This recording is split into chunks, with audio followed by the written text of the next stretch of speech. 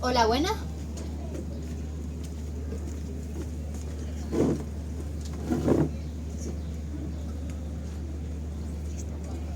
Hola, buenas. Mi nombre es Ana y yo les voy a presentar el impacto real de la basura marina que llega a Canarias.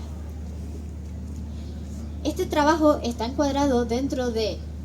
convenio Islas Canarias, Gestión Inteligente y Creación de Productos de Turismo Azul, específicamente en el subproyecto 2, promoviendo la salud oceánica de las Islas Canarias. Pues bien, las actividades antropogénicas han generado un aumento de la población y de los recursos disponibles, siendo así que todo esto ha provocado un importante cambio en el uso de los suelos y de la energía, todo esto aumentando la presencia de contaminantes en todos los compartimentos ambientales. Asimismo, esto genera un impacto negativo en los océanos y en los sistemas costeros, dando lugar a la degradación de los ecosistemas, problemas en la seguridad alimentaria y efectos nocivos sobre las especies, especialmente en la humana. Asimismo, en el contexto de cambio global, esta contaminación por plástico es responsable de importantes cambios y transformaciones a gran escala. Bueno, por hablar un poquito de los plásticos, estos son macromoléculas que generalmente presentan una alta ligereza, flexibilidad, buena inercia química, versatilidad y amplia variedad de formulaciones que se utilizan para la creación de diversos envases y productos. Un poco por hablar de ellos, se clasifican en función de cómo se sintetizan, de la estructura molecular y de la familia química, siendo claramente dos grupos diferenciados en función de sus características mecánicas y térmicas, que en este caso serían los termoplásticos y los termoestables. Debido a sus diversas propiedades, es la razón por la que la producción mundial en 2022 se estimó que alcanzó los 400 millones de toneladas, sin previsión a estabilizarse. Pues bien, por esta gran variedad de propiedades se generan múltiples productos con estos polímeros. Especialmente los más utilizados son el polietileno, el polipropileno, el cloruro de polivinilo, el poliestireno y el terestalato de polietileno, siendo el polietileno y el polipropileno los más utilizados, siendo una estimación de porcentajes del 46,6%. Bueno, un poco este cambio global está afectando a los ecosistemas marinos, siendo así que se estima que 13,8 millones de toneladas de plásticos están siendo introducidos cada año en los océanos, siendo así que se estima que es el 80% de esta contaminación marina, que a su vez pertenece a todo lo que es la propia actividad pesquera y tristemente permanece, una gran parte de ellos permanece perdido en el océano, siendo así que estos residuos plásticos protagonizan muchos de los enmayamientos de las especies marinas, siendo así que en base a los datos del Observatorio de Basuras Marinas de Fuerteventura se ha estimado que el 70% de esta contaminación se encuentra en productos como son redes de pesca, garrafas que se utilizan como boyas, envoltorios, entre más. También además Canarias presenta una alta acumulación de estos residuos pertenecientes a las pesquerías, donde se concentra más del 90% en las zonas más sensibles. Y bueno, para destacar también que no solo está influyendo la persistencia de estos contaminantes, sino que también influye los procesos físicos del mar. Uy, discúlpenme. Ahora, bueno, pues la acumulación de plástico se da tanto en medios acuáticos como en medios terrestres, siendo así que esto aumenta sin ser tratado de forma adecuada.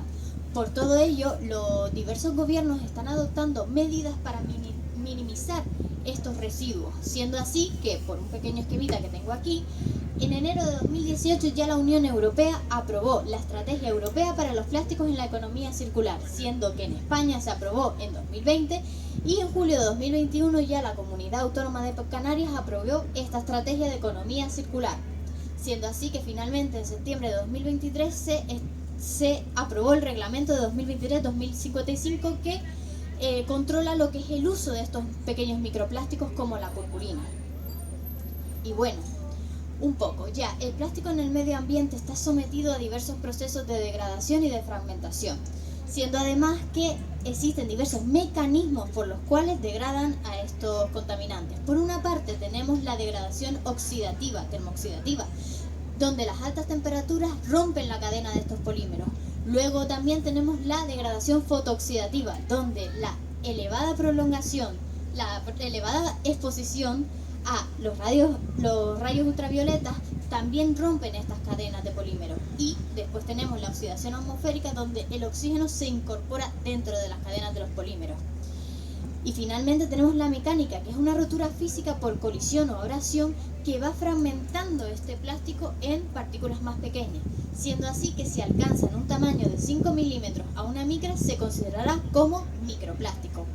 donde todo lo inferior a esa micra será denominado nanoplástico. Y bueno, en este contexto quiero hablar de que también existen microplásticos que se fabrican con tamaño pequeño originalmente, que serían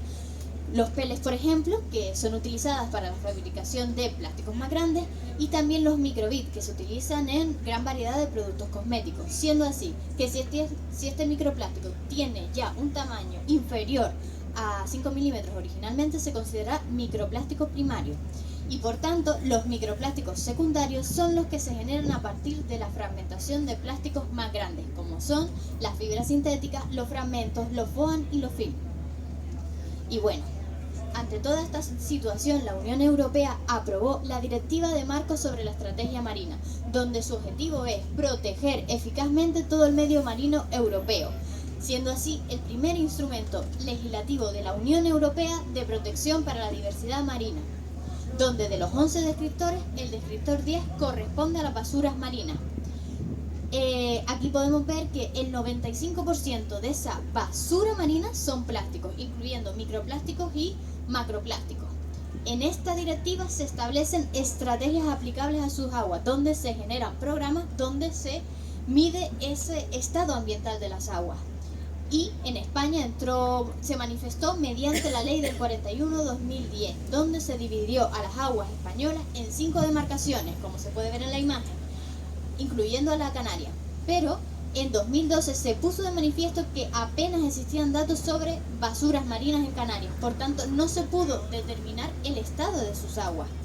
siendo así que las estrategias marinas en España, con el objetivo del Ministerio para la Transición Ecológica y Reto Demográfico, incluye datos de las basuras marinas en diferentes regiones, donde Canarias fue incluida con datos analíticos hasta 2018, a partir de 2018, discúlpenme. Y bueno, en cuanto a la zona de entrada de la basura marina en la región de Canarias, por una parte tenemos que Canarias, en su situación estratégica en el océano Atlántico, está fuertemente influenciada por el giro subtropical Atlántico Norte, que transporta ese agua circundante de la superficie del océano mediante un giro subtropical de forma horaria. Y claro, de aquí le llega agua que incluso puede pertenecer al continente americano, transportando así los residuos en la misma dirección que sigue el giro subtropical, llegando a Canarias, y ahí se encuentra con las diversas trayectorias como son los procesos a nivel macroescala y a nivel de mesoescala, donde la mesoescala influye especialmente en la acumulación de estos residuos en las Islas Canarias, en las zonas, por eso algunas tienen más concentraciones que otras. Bueno, pero también existe evidencia de que, aparte de que existe la acumulación de estos microplásticos en las zonas costeras, también hay en océano abierto. Específicamente podemos encontrarlo en aguas más profundas, destacando el microplástico con tamaños inferiores a 1 milímetro. Asimismo, debido a la aproximación de las Islas Canarias a la costa africana y a las regiones de pesca de dicha región,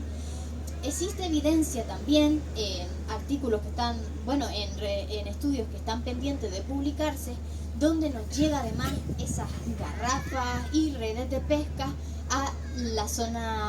nuestra zona de Canarias. Y bueno, un poco también,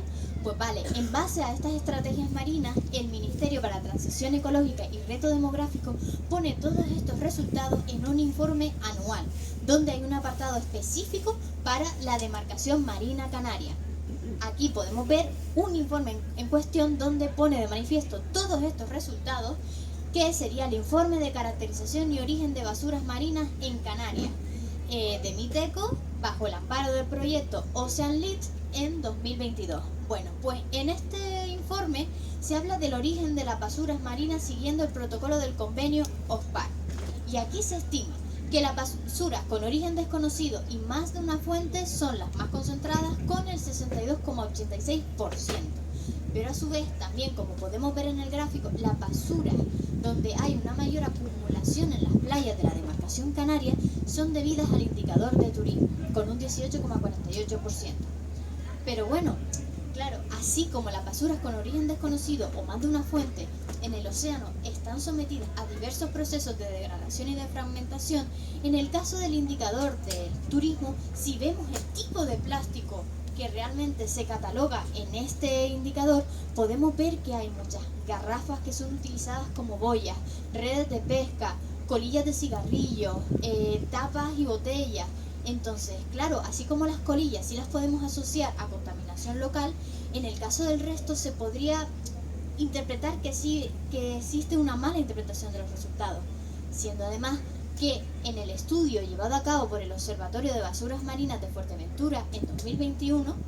se estimó que no existe una correlación entre el número de turistas y la acumulación de basura marina. Específicamente, además, se ve que hay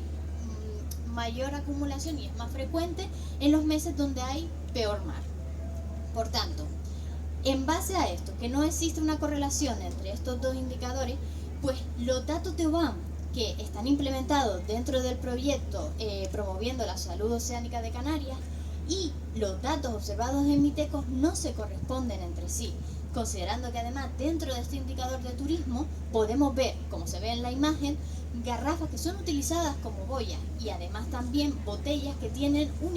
identificado o un etiquetado, distinto al que se utiliza aquí en Canarias. Por tanto, todo esto nos hace sospechar de una sobreestimación de los datos asociados al turismo.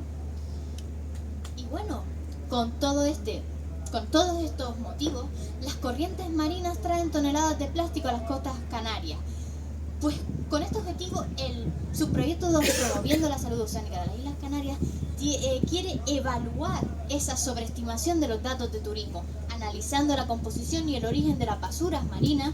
diferenciando entre los residuos que son generados por el turismo y aquellos que son arrastrados al océano. Pues bueno, estos serían los objetivos claros del proyecto, en el que por una parte queremos monitorizar y caracterizar las basuras marinas de macro y microplásticos que llegan a las playas canarias, analizando así las actividades de producción y clasificación de dichas basuras según los protocolos actuales y futuros. Asimismo, monitorizar y caracterizar los microplásticos en sedimentos sublitorales y en invertebrados. Asimismo, de macroplásticos y microplásticos en el océano abierto, en superficie y en las profundidades hasta 1200 metros de profundidad. Y finalmente, modelizar la dinámica oceánica a partir de las zonas de máxima acumulación de basuras marinas. Bueno, estos serían los colaboradores para el subproyecto, en el cual tenemos a el grupo de Química Analítica Aplicada de la Universidad de La Laguna, a OpenPlas de la Universidad de Las Palmas de Gran Canaria, junto al Instituto Español de Oceanografía de Tenerife, colaborando con el Observatorio de Basuras Marinas de Fuerteventura. Y bueno, finalmente esta es la metodología y el plan de trabajo a seguir. Por una parte, se llevarán campañas oceanográficas a cabo y el análisis de esta concentración y tipo de basuras marinas muestreadas en océano abierto, llevando a cabo la recogida y cuantificación de acumulaciones de macroplásticos en superficie y también cuantificando e identificando microplásticos en la columna de agua. Todo esto por medio de barcos pesqueros y o kayaks de recreo y por un buque oceanográfico. Finalmente también se llevará a cabo el análisis de la concentración y tipo de microplásticos muestreados en playas, sedimentos sublitorales y en animales invertebrados. Todo esto evaluando el transporte de las basuras marinas hacia la región canaria y modelizando las trayectorias y las retrotrayectorias. Y finalmente se creará un nuevo protocolo de clasificación de basuras marinas que atienda a las singularidades de las islas oceánicas como Canarias. Pues bien, ya como conclusión final, las actividades y beneficios de este proyecto, el proyecto 2 promoviendo la salud oceánica de las Islas Canarias, pretende favorecer la sostenibilidad en Canarias. Por una parte, estableciendo estrategias más eficaces para la limpieza y conservación de playas. protegiendo los ecosistemas frágiles, evitando la sobreestimación del impacto del turismo. Después, desarrollando un nuevo protocolo de clasificación de basuras marinas adaptado a la realidad insular, aportando nuevos datos a la sociedad y el gobierno de Canarias sobre la abundancia, composición, tipo y potencial toxicidad, y impulsando la concienciación ambiental entre turistas y residentes, promoviendo además turismo azul más responsable. Muchísimas gracias por su atención.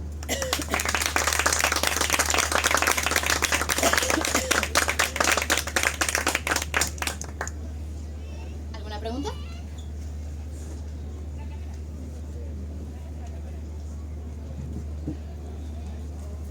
Pues nada, muchísimas gracias.